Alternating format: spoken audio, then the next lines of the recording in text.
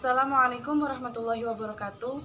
Perkenalkan, nama saya Putri Hana Azkia. Saya dari Universitas UIN Wali Songo Semarang, Fakultas Sains dan Teknologi Prodi Pendidikan Kimia. Saya di sini akan memaparkan sedikit tentang analisis kation dan analisis anion. Mari kita simak videonya berikut ini.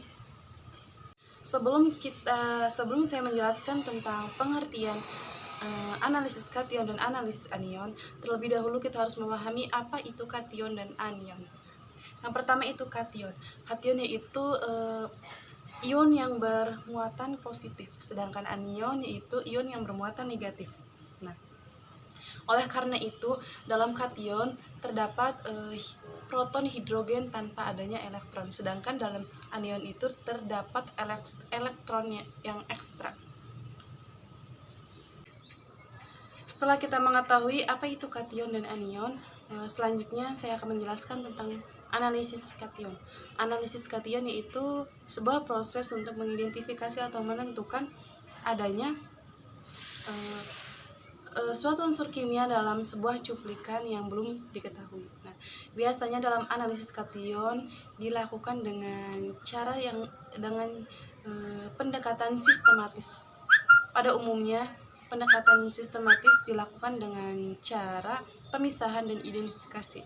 Nah, pemisahan dilakukan dengan cara memisahkan suatu kelompok kation dari larutannya. Dalam analisis kualitatif itu dibagi menjadi 5 golongan. Yang pertama, golongan 1, yaitu ada Pb2+, Hg2+, dan Ag+. Ketiga, senyawa tersebut akan menghasilkan endapan jika direaksikan dengan asam klorida. Yang kedua yaitu golongan 2. Dalam golongan 2 ini, jika golongan 2 direaksikan dengan hidrogen sulfida, maka akan menghasilkan sebuah endapan.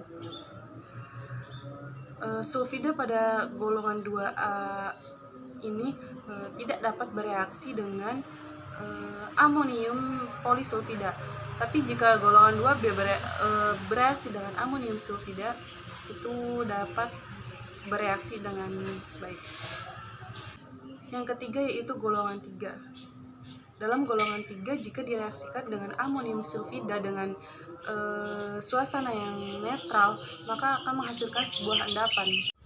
Yang keempat yaitu golongan 4. Nah, dalam golongan 4 ini tidak dapat bereaksi dengan reagensia pada golongan 1, 2, dan 3. Nah, kation yang ada di dalam golongan 4 ini akan menghasilkan endapan amonium karbonat dengan adanya amonium klorida dalam suasana netral ataupun asam. Selanjutnya itu golongan 5. Nah, kation yang umumnya yang tidak bereaksi dengan reagensia golongan lainnya, maka dikelompokkan menjadi golongan yang terakhir, itu golongan 5. Yang kedua yaitu analisis anion. Analisis anion itu bertujuan untuk menganalisis adanya ion dalam suatu larutan. Nah, dalam analisis anion ini tidak dilakukan secara sistematis seperti pada analisis kation. Analisis anion biasanya didahului dengan uji pendahuluan untuk memperoleh gambaran ada tidaknya anion tertentu. Selanjutnya diikuti dengan proses analisis yang merupakan uji sistem spesifik dari anion tertentu. Beberapa uji pendahuluan dan uji spesifik dapat dilakukan dalam fase padatan. Namun, jika kita ingin memperoleh validasi yang tinggi, biasanya itu dilakukan dalam keadaan larutan agar memperoleh validasi yang lebih tinggi. Jika zat yang tidak diketahui tidak larut dalam air, maka harus dilakukan perlakuan tertentu dengan reaksi kimia agar menjadi larut dalam air tersebut. Pemisahan anion-anion ke dalam golongan utama tergantung pada kelarutan garam pelarutnya. Menurut Bunsen, Gilred, dan Vogel, menggolongkan anion-anion tersebut dari sifat kelarutan garam perak dan garam bariumnya. Demikian penjelasan tentang analisis kation dan analisis anion.